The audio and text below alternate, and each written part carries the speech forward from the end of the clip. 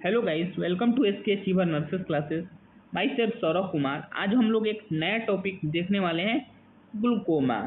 पहले आप लोगों ने थंबनेल पर देखा होगा कि ग्लूकोमा को हम लोग इस वीडियो में कहानी के माध्यम से समझते हैं। तो आज हम लोग कहानी के माध्यम से ग्लूकोमा समझेंगे, लेकिन उससे पहले हम लोग ग्लूकोमा को थ्योरेटिकल पार्ट को देखेंगे, देन स्टोरी को देखेंगे। थ्योरेटिकल पार्ट को देखेंगे तो स्टोरी हमारा एक बेसिक कॉन्सेप्ट बन जाएगा, और स्टोरी को एंजॉय करते हुए हम स्टोरी के से कनेक्ट करेंगे तो हमारा ये डेटा मेमोरी में हमारा लॉन्ग लाइफ बन जाएगा। फिर इसे रिवीजन करने की ज़रूरत नहीं होगी। तो सबसे पहले हम लोग ग्लूकोमा देखते हैं कि नॉर्मल होता क्या है। नॉर्मल हाई में हमारे ये क्या होते हैं, anterior part and posterior part. अब एंटेरियर पार्ट में हमारा कौन सा होता है, एक्वास ह्यूमर होता है। यहाँ पोस्टेरियर पार्ट में विट्रस ह्यूमर होता है। तो एंटेरियर पार्ट में हमारा जब फ्लूइड का अमाउंट, एक्वास ह्यूमर का अमाउंट बढ़ जाता है। अब ये एक्वास ह्यूमर कहाँ से सिक्रेट होता है, तो सिलेरी बॉडी से सिक्रेट होता है, और सैचलिम, कैनाल ऑफ सैचलिम जो यहाँ पर ड्रेन होता है। तो ये दो रीजन हो सकते हैं, सिलेरी बॉडी ज़्यादा हमारा अमाउंट सिक्रेट कर रहा है और इसमें कम ड्रेन आउट हो रहा है, मतलब बह रहा है कम। तो उस हिसाब से हमारा अमाउंट यहाँ पर ज़्यादा हो गया। अब अमाउंट ज़्यादा होने के एक और रीजन हो सकते हैं कि सिलेरी बॉडी सिक्रेट कर रहा है, ठीक है, यहाँ बयाम है। दूसरा क्या हो सकता है कि हमारा जो सिलेरी एक एंगल होता है कॉर्निया और सिलेरी बॉडी के बीच में, ये एंगल ब्लॉक होते हैं, जिसे क्लोज एंगल ग्लूकोमा कहते हैं। आगे देखेंगे। मेजर बात यहाँ पर ग्लूकोमा में देखिए कि एक्वास ह्यूमर का अमाउंट जब बढ़ जाता है तो यहाँ पर अप्लाई करता है विट्रस फ्लूइड में। अब विट्रस फ्लूइड में प्रेशर अप्लाई होने से या ऑप्टिक नर्व पर प्रेशर बढ़ता है, जिससे हमारा ऑप्टिक नर्व डैमेज होता है। मीन्स ग्लूकोमा में क्या होता है कि एक्वास ह्यूमर का जो हमारे अमाउंट है वो इंक्रीज कर जाता है, जिसके कारण विट्रस ह्यूमर के फ्लूइड पर प्रेशर होता है, देन ऑप्टिक नर्व डैमेज होता है। नेक्स्ट डायग्राम में देखें कि ये क्या हमारा ह्यूमन हेल्दी आई और ग्लूकोमा में क्या कंडीशन है। देखिए यहाँ पर दिख रहा होगा, ये हमारा क्या है। नेक्स्ट डायग्राम से देखते हैं और क्लियरिफाई होगा। हाँ, देखिए यहाँ पर हमारा आपका एंटेरियर कैविटी को दिखाया गया है और ये सिलेरी बॉडी को दिखाया गया। ध्यान से देखिए, सिलेरी बॉडी से हमारा एक्वास ह्यूमर सिक्रेट होते हुए, और ये कहाँ पर ड्रेन आउट हो रहा है, ड्रेन आउट कहाँ पर हो रहा है गाइस, तो ड्रेन आउट ये हमारा हो रहा है कैनाल ऑफ सैचलिम, जिसे कैनाल ऑफ सैचलिम कहते हैं। अब इस सैचलिम में फ्लूइड ड्रेन आउट होगा, लेकिन कभी कभी क्या होता है कि इसका अमाउंट ज़्यादा सेक्रेशन या में मेसवर्क ब्लॉकेज है, जो मेसवर्क जालीनुमा स्ट्रक्चर रहता है उसमें मेसवर्क बोलते हैं, उसमें ब्लॉकेज है, तो प्रॉपर ड्रेन आउट हमारा फ्लूइड नहीं हो रहा है। उस रीजन में हमारा क्या देखने को मिल सकता है कि ये अमाउंट जो एक्वास ह्यूमर का बढ़ गया, जिसके कारण प्रेशर सप्लाई किया, अमाउंट बढ़ा तो, और ऑप्टिक नर्व डैमेज हुआ। चलिए डेफिनेशंस को देखते हैं, डेफिनेशंस इसके बारे में क्या कह रहा है। तब हम लोग open angle and close angle glaucoma, इसमें एक होता है open angle and close angle glaucoma. अब ओपन एंगल क्या होता है हमारा कि जो कॉर्निया है, ये देख रहे हैं, कॉर्निया एंड आइरिस। अब कॉर्निया आइरिस के बीच टेबिकुलर मेसवर्क या सैचलिम के जाने के लिए रास्ता आपको नहीं मिल रहा है। एंगल ये क्या है, क्लोज है। एंगल हमारा ये क्या है, क्लोज है, जिससे हमारा फ्लूइड का बहने का रास्ता ब्लॉक हो गया है। अब फ्लूइड का रास्ता बना, इसमें अमाउंट ज़्यादा हो गया देखने को मिला, लेकिन यहाँ पर क्या है, ये क्या हुआ हमारा क्लोज एंगल ग्लूकोमा, जहाँ पर एंगल क्लोज हो गया। लेकिन यहाँ पर क्या है कि एंगल क्लोज है, ड्रेन आउट का रास्ता है, लेकिन फिर भी इसमें आपका फ्लूइड का अमाउंट बढ़ जा रहा है, एक्वास ह्यूमर का बढ़ रहा है। उसका रीजन क्या है, टेबिकुलर मेसवर्क, जिसे सैचलिम डक्ट कहते हैं, उसमें ब्लॉकेज है। रास्ता तो है, लेकिन इस ब्लॉकेज के कारण इस ट्यूब में प्रॉपर ड्रेन आउट नहीं हो रहा है, इस कारण यहाँ पर अमाउंट फ्लूइड का बढ़ रहा है। Open angle and close angle में क्लियर है अभी तक। क्लोज एंगल में क्या था कि ये जो रास्ता है, ये जो रास्ता है वो हमारा क्लोज है, लेकिन हमारा ये ओपन एंगल में क्या है कि रास्ता तो खुला है फ्लूइड बहने के लिए, लेकिन इस जो जालीनुमा स्ट्रक्चर है टेबिकुलर मेसवर्क, यहाँ पर ब्लॉकेज है जाली में, इसलिए हमारा फ्लूइड प्रॉपर ड्रेन आउट नहीं हो रहा है। यही open angle and close angle में मेजर डिफरेंस हुआ। अब चलते हैं आगे नेक्स्ट में।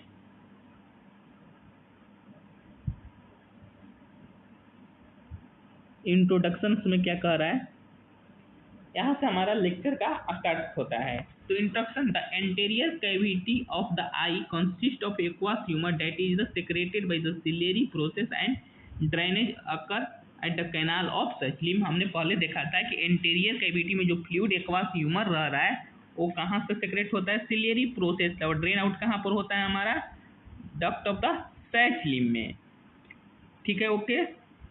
अब it is the renewed every 90 minute, means हर एक 90 मिनट्स में ये जो डक्ट है हमारा फ्लूइड को रिन्यू करता है और नया फ्लूइड का निर्माण करता है। The normal eye pressure is called intra ocular pressure. Normal eye में जो प्रेशर होता है हमारा उसको क्या बोलते हैं, intra ocular pressure. Normal IOP कितना होता है, 10 to 21 mm of Hg, means 10 to 21 mm of Hg हमारा नॉर्मल आईओपी क्या होता है। जैसे blood pressure 120 to 80 mm of Hg normal consider करते हैं, तो ये क्या होता है 120 हायर एंड 80 लोअर होता है। 120 बोले तो सिस्टोलिक, 80 बोले तो डायस्टोलिक। इसमें हमारा रेंज क्या होता है, 10 to 21 mm of Hg normal. अब इट्स आईओपी मेजर किसे करते हैं, टोनोमेट्री से। लेकिन अब क्वेश्चन ये है कि जब 10 to 21 नॉर्मल है तो किस कंडीशंस को हम लोग इंट्राऑक्यूलर प्रेशर बोलेंगे कि ज़्यादा है या ग्लूकोमा का कंडीशन है। तो गाइस 22 mm ऑफ Hg से हमारा अगर टोनोमेट्री कर रहे हैं, इंट्राऑक्यूलर प्रेशर ज़्यादा आ रहा है, तो उस कंडीशंस को हम लोग क्या कहेंगे, ग्लाउकोमा या increase IOP, intraocular pressure. Next देखते हैं, नेक्स्ट की स्लाइड में क्या कह रहा है। नेक्स्ट डेफिनेशंस की बात करें तो glaucoma is the group of disease characterize with increase intraocular pressure and visual field loss caused by the damage of optic nerve. अब ऑप्टिक नर्व क्यों डैमेज हुआ कि हमारा जो एक्वास फ्लूइड है उसका अमाउंट बढ़ गया, तो अमाउंट फ्लूइड का बढ़ जाने के कारण आँख के पोस्टीरियर पार्ट पर उसका प्रेशर सप्लाई हुआ जहाँ पर ऑप्टिक नर्व है। अब ऑप्टिक नर्व डैमेज हुआ। देन दूसरा डिफिनेशन कर रहा है कि glaucoma can occur either due to increase production of the aqueous humour and decrease the excretion of the aqueous humour. Means अब ग्लूकोमा जो है एक्वास ह्यूमर का वहाँ पर अमाउंट कैसे बढ़ा ही बढ़ा है कि अगर ज़्यादा बन रहा है, ड्रेन कम आउट हो रहा है, ज़्यादा वहाँ पर निर्माण हो रहा है और खपत कम हो रहा है, मीन्स बोले तो वहाँ पर अमाउंट, वहाँ पर कलेक्शंस होगा ना ज़्यादा फ्लूइड का, तो उसी तरह से हमारा फ्लूइड का यहाँ पर बढ़ेगा। मीन्स ज़्यादा बन रहा है, कम पास आउट हो रहा है, तो वहाँ पर फ्लूइड का अमाउंट बढ़ रहा है, ये कह रहा है। नेक्स्ट पॉइंट देख रहे हैं हम लोग, इटियोलॉजी की बात करें तो सबसे पहले क्या होगा, ट्रॉमा होगा, एंडोमेट्रियल डिजीज, वाइड एंगल है, डायलेटेड प्यूपिल है, इंट्राओक्यूलर ट्यूमर है, केमिकल बर्न हुआ है, कैटरेक्ट सर्जरी हुआ है, ब्लॉकेज ऑफ द ट्रेबिकुलर मेसवर्क में है, जैसे ब्लॉकेज हो गया तो कैसे हमारा ग्लूकोमा कॉज करेगा, देख चुके थे। एंटी हिस्टामिन, एंटी कोलिनर्जिक और एंटी स्पाज्मोडिक ड्रग चल रहा है, एंगल्स वाइड है, डायलेटेड प्यूपिल है, ये कैसे कॉज कर रहा है ऑलरेडी हम लोग देख चुके हैं पहले वीडियो में। तो नेक्स्ट हम लोग बात करते हैं अब अपन लोग रिस्क फैक्टर का। तो रिस्क फैक्टर क्या क्या हो सकते हैं ग्लाउकोमा का। सबसे पहले familial history of glaucoma, means family में किसी को ग्लाउकोमा हुआ है तो उसमें कंडीशंस में हो सकता है, ओल्डर एज में हो सकता है, डायबिटीज में के कंडीशंस में हो सकता है, कार्डियोवैस्कुलर डिजीज है, प्रीवियस आई ट्रॉमा है, प्रीवियस आई सर्जरी है, माइग्रेन सिंड्रोम है, हाई हाइपोक्सिया है, लॉन्ग यूज ऑफ कॉर्टिकोस्टेरॉइड, ये सारे चीज़ें क्या है हमारे रिस्क फैक्टर होते हैं। किसको पॉजिटिव एजेंट होते हैं, रिस्क फैक्टर होते हैं ग्लाउकोमा का। नेक्स्ट देखें हमारा अगेन कि टाइप क्या होता है ग्लाउकोमा का।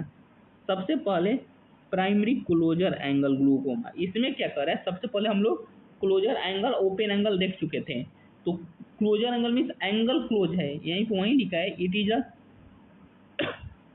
it is a glaucoma in which the primary angle between the cornea and iris is closed that leads to the decreased transmission of the fluid। ठीक है, fluid into the canal.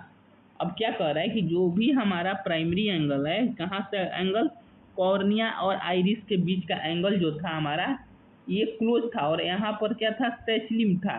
अब angle ये close है तो यहाँ से fluid कैसे जाएगा, नहीं जाएगा सेचलिम में।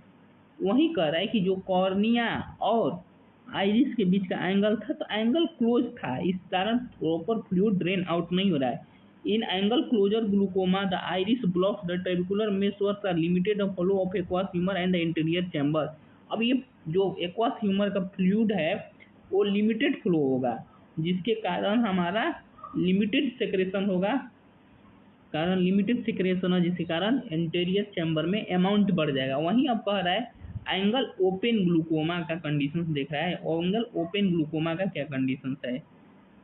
एंगल ओपन ग्लूकोमा में कह रहा है the primary angle is open but there is shortage of drainage of canal of Schlemm और either there is the excessive production, means ज़्यादा बंद है, कम ड्रेन आउट हो रहा है। एंगल तो क्लोज है लेकिन सैचलिम में जो है वो ब्लॉकेज है, टेबिकुलर मेसवर्क में ब्लॉकेज है, जाली में, जहाँ से फ्लूइड जिस ट्यूब से ड्रेन आउट होना है। एंगल तो खुला है। दूसरा कंडीशन ज़्यादा बन रहा है, प्रोडक्शन भी ज़्यादा हो गया लेकिन एक्सक्रीशंस कम हो रहा है, किसके कारण, ब्लॉकेज के कारण। उस कंडीशन में भी हमारा फ्लूइड का अमाउंट इंक्रीज देखने को मिल सकता है, इंट्राओक्यूलर प्रेशर इंक्रीज देखने को मिल सकता है। नेक्स्ट क्या है हमारा, secondary glaucoma. Glaucoma occurring due to the any other disease, means any other disease, जैसे क्या देख सकते हैं डायबिटीज वाले पेशेंट्स में था, और कोई का किसी को प्रोलॉन्ग मेडिकेशन चल रहा था, स्पाज्मोडिक ड्रग चल रहा था, किसी अदर कंडीशन के कारण मीन सेकेंडरी ग्लूकोमा कर रहा है कि जो आंखों में प्रॉब्लम नहीं है, प्रॉब्लम दूसरे जगह पर है, उसके कारण एसोसिएट हो रहा है ग्लूकोमा, उसको कारण है secondary glaucoma due to other disease और डिसऑर्डर। अब इस चीज को फिर रिवाइव करें तो दूसरे के साथ साथ आंखों में अगर देखा जाए, आंखों में भी प्रॉब्लम हो सकता है, उसके कारण ग्लूकोमा में, ग्लूकोमा जैसे कैटरेक्ट सर्जरी हुआ है तो कैटरेक्ट के कारण भी कॉज कर सकता है, और कैसे रेटिना डिटैचमेंट की सर्जरी हुआ उसमें भी ग्लूकोमा कॉज कर सकता है, मीन्स ओक्यूलर ट्यूमर है उसमें भी हमारा ग्लूकोमा कॉज कर सकता है। तो इन सारी चीज़ों को हम लोग सेकेंडरी ग्लूकोमा में रखते हैं, या तो डिजीज अदर साइड हो या आंख में भी डिजीज हो तो ग्लूकोमा से अदर डिजीज हो, ठीक है, सेकेंडरी ग्लूकोमा में रखते हैं। एब्सोल्यूट ग्लूकोमा में क्या होता है, the last stage of the glaucoma होता है जिसमें हमारा क्या होता है, I become hard stone like, और स्टोन लाइक हार्ड हो जाता है आई का eye ball socket and I muscle, उसी को हम लोग क्या कहते हैं, एब्सोल्यूट ग्लूकोमा। अब देखते हैं इसके पैथोफिजियोलॉजी का स्टेजेस को देखते हैं, उसके बाद पैथोफिजियोलॉजी का स्टेजेस में हमारा मेन 5 स्टेजेज आ सकते हैं, initiating event, then structural alteration, functional alteration, optic nerve damage and visual loss. सबसे पहले इनिशिएटिंग इवेंट में जो भी इटियोलॉजिकल फैक्टर है वो इनिशिएटिंग इवेंट में है। अब इनिशिएटिंग इवेंट क्या है कि स्ट्रक्चरल अल्टरेशन किए, एंगल को क्लोज किए, कॉर्नियल और आइरिस के बीच के एंगल को क्लोज किए, या टेबिकुलर मेसवर्क को क्लोज किए। Functional alteration means structural alteration होने के कारण, एनाटॉमिकल चेंजेज होने के कारण जो फंक्शन था ड्रेन आउट था वो भी अल्टर्ड हो गया, जिस कारण फंक्शनल अल्टरेशन कहते हैं। अब फंक्शनल अल्टरेशन हुआ, आईओपी वहाँ पर बढ़ा दें, आईओपी मीन्स इंट्राओक्यूलर प्रेशर बढ़ा तो वो क्या किया, ऑप्टिक नर्व को डैमेज किया। ऑप्टिक नर्व को डैमेज करने से क्या हुआ, हमारा विजुअल फील्ड लॉस होने को देखने को मिला, विजन लॉसेस देखने को मिला। अब इनिशिएटिंग इवेंट में क्या कर रहा है, precipitating the factor which include the emotional stress, congenital narrow angle, long term use of corticosteroid, these event में भी lead to the second stage. जितने इटियोलॉजिकल फैक्टर है इनिशिएटिंग इवेंट के कारण क्या हुआ, हमारा structural alteration means aqueous outflow the system is leads to the third एज। अब एक्वास आउटफ्लो सिस्टम का ऑब्स्ट्रक्ट हुआ तो थर्ड स्टेज फंक्शनल अल्टरेशन को देखने को मिला। फंक्शनल स्टेज में ब्लॉकेज हो गया, उसके फंक्शंस में आईओपी ब्लॉकेज हुआ तो फंक्शंस में उसका क्या देखने को मिला, इंक्रीज आईओपी, इंट्राओक्यूलर प्रेशर। अब आईओपी इंक्रीज हुआ तो ऑप्टिक नर्व डैमेज हुआ, एट्रोफी तो optic nerve, loss of nerve fibre and blood supply, this stage leads to the fifth stage means visual field loss. ठीक है, यहाँ तक समझे हैं। ऑप्टिक नर्व कैसे डैमेज हुआ, फंक्शनल अल्टरनेशन से, फिर से एक बार देखते हैं। तो जब भी हमारा प्रेशर बढ़ा तो सराउंडिंग ब्लड वेसल्स को प्रेशर दिया, ऑप्टिक नर्व के साथ प्रेशर के साथ साथ सराउंडिंग ब्लड वेसल्स को भी प्रेशर दिया है। अब ब्लड वेसल्स क्या करते हैं कि ब्लड को सप्लाई करते हैं, ऑक्सीजन को कैरी करता है ब्लड, ठीक है। ऑक्सीजन को कौन कर रहा है? ब्लड। ट्रांसपोर्ट भी कौन करता है? ऑक्सीजन का ब्लड। तो अब ब्लड वेसल्स को कंप्रेस होने के कारण प्रॉपर ब्लड फ्लो नहीं हो रहा है, तो ऑक्सीजन नर्व्स को नहीं मिल रहा है, वहाँ पे इस्केमिया हो रहा है, डेथ हो रहे हैं, नर्व डैमेज हो रहे हैं। सिंपल सी बात है, जिसके कारण विजुअल लॉसेस हमको देखने को मिलते हैं।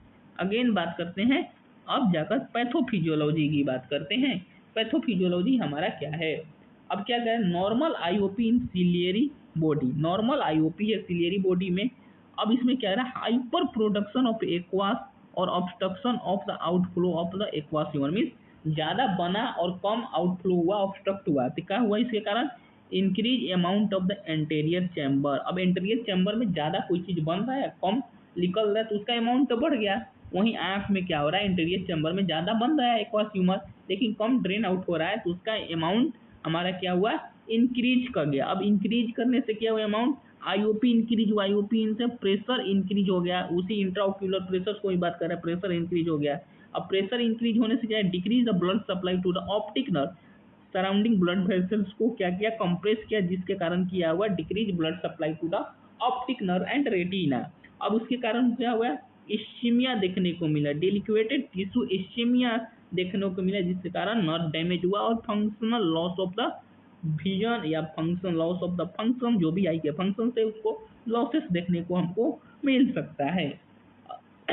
अब बात करें sign and symptom clinical manifestations की, तो सबसे पहले हमको क्या देखने को मिल सकता है? वहाँ पर haemorrhage, corneal oedema, pain due to the pain देखने को मिल सकता है, increase IOP, ocular pain with nausea, vomiting, bradycardia, redness, blood vision, halo vision, difficulty in adjusting eye in low lighting, loss of the peripheral vision, discomfort around the eye, headache देखने को मिला।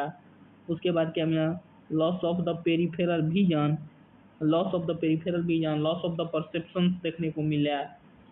अब उसके बाद बात करते हैं डायग्नोस्टिक इवैल्यूएशन से। डायग्नोस्टिक इवैल्यूएशन में सबसे पहले क्या हम अपन लोग कराएगा? History collection, physical examination, I card, tonometry. Tonometry क्या होता है? आईओपी को मेजर करने के लिए एक इंस्ट्रूमेंट होता है, जिसमें इंट्राओक्यूलर प्रेशर को मेजर करते हैं। ऑप्थेल्मोस्कोपी कराएंगे, स्लिट लैपिंग, पिजामिनेशन। उसके बाद विजुअल एक्यूटी मेजरमेंट कराएंगे, ऑप्थेल्मोस्कोपी वही चीज़ है, दो जगह कॉपी हुआ है। उसके बाद क्या कराएंगे? मेजरमेंट में मैनेजमेंट में क्या होगा गोल हमारा? To facilitate outflow of the aqueous humour, जो भी एक्वास ह्यूमर ज़्यादा बन रहा है, ड्रेन आउट नहीं हो रहा है, उसके आउटफ्लो को हम लोग बढ़ा दें, जिसके कारण हमारा प्रेशर कम हो जाएगा। Maintain IOP with the normal range, prevent optic nerve damage. IOP के मेंटेन कर देंगे तो हमारा नर्व डैमेज भी प्रिवेंट हो जाएगा, मेंटेन हो जाएगा, नर्व डैमेज जो हो रहा है वो मेंटेन रहेगा। Restore the inadequate for the client, restore inadequate नहीं, independence for the client, client का जो भी इंडिपेंडेंसी है उसको क्या करेंगे? रिस्टोर करेंगे। अब मेडिकल मैनेजमेंट में देखें तो सबसे पहले हमारा क्या होना चाहिए?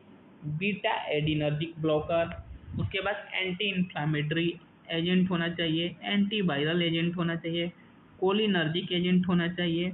सबका एग्जाम्पल दिया है। एंटीवायरल बीटा एडिनर्जिक ब्लॉकर में, बीटा ब्लॉकर में टाइमोलोल, जिसे क्या कहते हैं? टाइमोप्टिक नाम से आता है दवा, जो 1 ड्रॉप 0.25% कंसंट्रेशन से 0.5 कंसंट्रेशन ट्वाइस डेली देंगे। उसी तरह सारा का एग्जाम्पल दिया है, एग्जाम्पल के साथ आप लोग याद करेंगे, ड्रग्स का डोजेज भी याद करेंगे, टाइम भी याद करेंगे। नेक्स्ट देखते हैं हमारा मेडिकल मैनेजमेंट के बाद सर्जिकल मैनेजमेंट आता है। उसी तरह मेडिकल मैनेजमेंट में कंटिन्यू है, alpha adrenergic agent, beta blocker and the carbonic anhydrase inhibitor. तो सारे मेडिकल मैनेजमेंट बात करने के बाद आप लोग सर्जिकल मैनेजमेंट में हम लोग क्या कर रहे हैं? टेबिकुलोप्लास्टी। टेबिकुलोप्लास्टी में क्या करते हैं?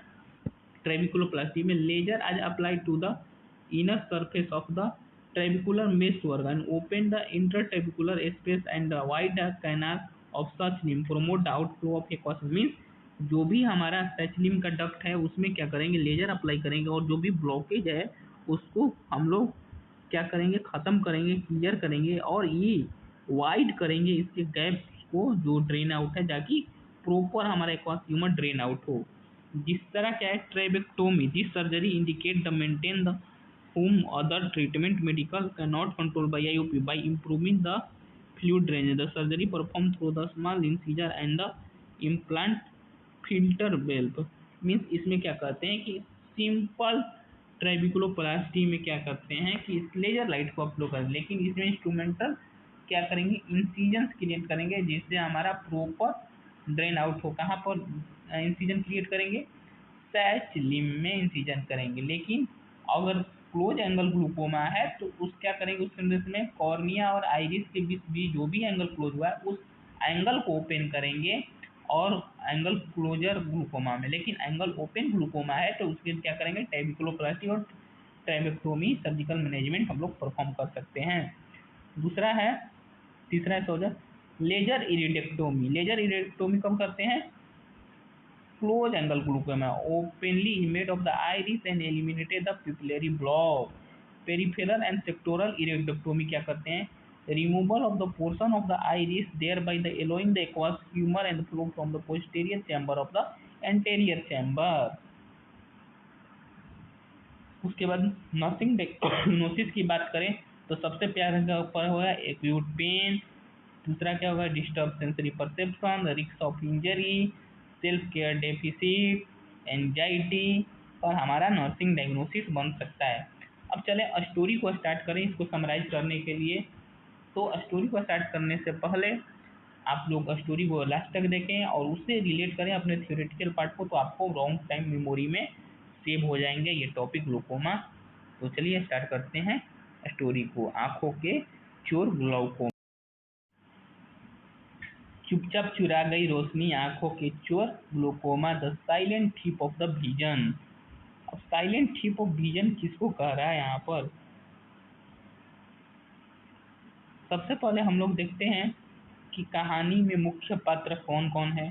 दादी माँ है, काल्पनिक मिस्टर ग्लूकोमा है, काला पानी सॉरी माँ डॉक्टर दृष्टि है, आंखों के शहर है। तो कहानी का शुरुआत करते हैं। एक बार की बात है, आंखों के खूबसूरत शहर था जहाँ पर cornea, lens, retina, optical nerve, iris और एक्वा ह्यूमर सभी खुशी से काम कर रहे थे। एक दिन सिल्वरी बॉडी नामक कारखाना जो एक्वा ह्यूमर नामक द्रव्य बनाता था जो आंखों की पोषक व्यवस्था बनाए रखता था, यह धीरे धीरे टेबिकुलर मेशवर्क और कैनाल ऑफ सचलिम के रास्ते निकाला जाता था। मीन्स हम लोगों ने थ्योरी पार्ट में देख चुका था कि सिलेरी बॉडी से जो एक्वा ह्यूमर सेक्रेट हो रहा है वो कहाँ पर ड्रेन आउट हो रहा है, duct of the Schlemm and trabecular meshwork जिसका जाली ऊपर था ना, उसके ऊपर कहते हैं ड्रेन आउट हो रहा है। मीन्स सिलेरी बॉडी से जो एक्वा ह्यूमर दे रहा है उसको क्या कहते हैं, आई के क्या है हाइड्रेशन को मेंटेन रहता है, न्यूट्रिशन प्रोवाइड करता है। वहीं कह रहा है एक दिन सिलेरी बॉडी नामक कारखाना एक्वा ह्यूमक नामक द्रव्य बनाता था जो आंखों की पोषक व्यवस्था बनाए रखता था। यह द्रव्य धीरे धीरे टेबिकुलर मेशवर्क और कैनाल ऑफ सचलिम के रास्ते निकाला जाता था। लेकिन एक दिन अब क्या हुआ, मिस्टर ग्लूकोमा यानी काला पानी इस शांत शहर में चुपचाप आ गए, उसे टेबिकुलर मेशवर्क में ब्लॉकेज करना शुरू कर दिया। अब टेबिकुलर मेशवर्क में जो ड्रेन आउट हो रहा है, ग्लूकोमा एक शांत शहर में आए और वहां पर ब्लॉकेज शुरू किए। तो उसके कारण क्या हुआ,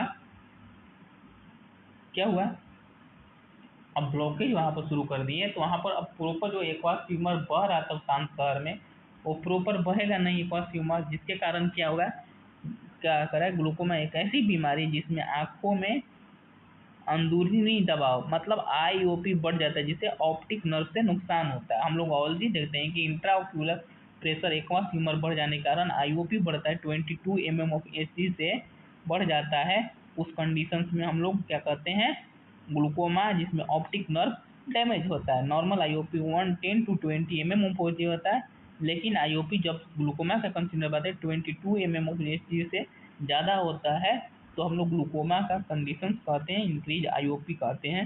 किसी किसी बुक में 21 और 22 भी दिया रहता है, लेकिन एग्जैक्ट 22 होता है। अब आगे कहानी को बढ़ाते हैं कि दादी माँ कुछ दिनों से महसूस हो रहा था कि उनके किनारे की चीजें साफ दिखाई नहीं दे रही है, वे दीवारों से टकरा जाती थी, सीढ़ियों चढ़ते समय चुक जाती थी। मन सामने की चीजें क्या कर रहा है इसमें, किनारे की चीजें मीन्स सामने की दिखा रही है, किनारे की मीन्स नहीं दिखा रही है। मीन्स क्या हो रहा है, पेरिफेरल विजन लॉस। यहाँ पर कौन सा विजन लॉस हो रहा है? पेरिफेरल विजन लॉस, जो कि क्लासिकल सिम्टम एक होता है ग्लाउकोमा का। चश्मा शायद बदलवाना होगा, दादी माँ सोचती हैं ऐसा, पर असल में मिस्टर ग्लाउकोमा उनके ऑप्टिक नर्व को धीरे धीरे दबा रहे थे, जिसे पेरिफेरल विजन यानी किनारे की नजर पहले जा रही थी। अब ग्लाउकोमा का प्रकार तेरा ओपन एंगल ग्लूकोमा। कितने प्रकार ओपन एंगल ग्लूकोमा हम लोग देख चुके थे, इसमें धीरे धीरे ऑप्टिक नर्व डैमेज होता है। दूसरा हम लोग एंगल क्लोजर ग्लूकोमा भी देख चुके थे। तीसरा वही नॉर्मल टेशन या सेकेंडरी ग्लूकोमा भी कहते हैं, अलग अलग टाइप्स अलग अलग बुक में दिया जाता है। अब दादी माँ को ग्लूकोमा है तो डॉक्टर के पास जाएंगी तो कौन कौन से जांच कराएंगी? टोनोमेट्री। टोनोमेट्री में क्या होगा? आईओपी मापा गया 28 mm ऑफ Hg। अब 28 mm ऑफ Hg मापा गया, इस कंडीशन को हम लोग ग्लूकोमा में रख सकते हैं। क्यों? क्योंकि 22 mm ऑफ Hg से ज़्यादा प्रेशर होता है, उसको ग्लूकोमा कहते हैं। पेरीमेट्री पेरीफेरल विजन लॉस के लिए। ऑप्थेल्मोस्कोपी, जिसे क्या कहते हैं ऑप्टिक नर्व की कपलिंग की है। Gonioscopy, angle of anterior chamber देखा गया। अब इसके बाद इलाज शुरू हुआ। डॉक्टर दृष्टि ने कहा आई ड्रॉप में लेने के लिए क्या? Prostaglandin analogues, beta blocker, alpha agonist, carbonic anhydrase. Laser therapy में क्या दिया गया? ट्रेबिकुलोप्लास्टी, इरेक्टोमी ऑलरेडी हम लोग देख चुके थे। ट्रेबिकुलोप्लास्टी ओपन एंगल ग्लूकोमा में, इरिडेक्टोमी एंगल क्लोजर ग्लूकोमा में दिया गया है। सर्जिकल मैनेजमेंट में ड्रेनेज किए, उस जितने भी फ्लूइड आउट है ड्रेन आउट किए। कहानी का अंत संदेश क्या है? दादी माँ का इलाज शुरू किया, नियमित जांच कराई गई, उनकी नज़र स्थिति है। उन्होंने अपने पोतों पोती से कहा, क्या कहा पोता पोती से? बेटा, नज़र की चोरी चुपचाप होती है, अगर समय पर पकड़ लो तो बच सकती है। मीन्स ग्लूकोमा को अर्ली स्टेजेज में हम लोग डायग्नोस कर दें तो उससे हम लोग बहुत हद तक प्रिवेंट कर सकते हैं, नहीं तो बाद में हमको ज़्यादा क्षति मिलेगी, ब्लाइंडनेस देखने को मिल सकता है, फिर हमको ट्रांसप्लांट की ज़रूरत होती है। तो गाइस, ऐसे ही कहानी के साथ साथ थ्योरेटिकल नॉलेज के लिए आप हमारे YouTube channel SK achiever nurses classes को ज़रूर से ज़रूर सब्सक्राइब करें। तब तक के लिए धन्यवाद। मिलते हैं और एक से ही नेक्स्ट वीडियो में और नेक्स्ट टॉपिक के साथ और नेक्स्ट लेवल के एनर्जी के साथ।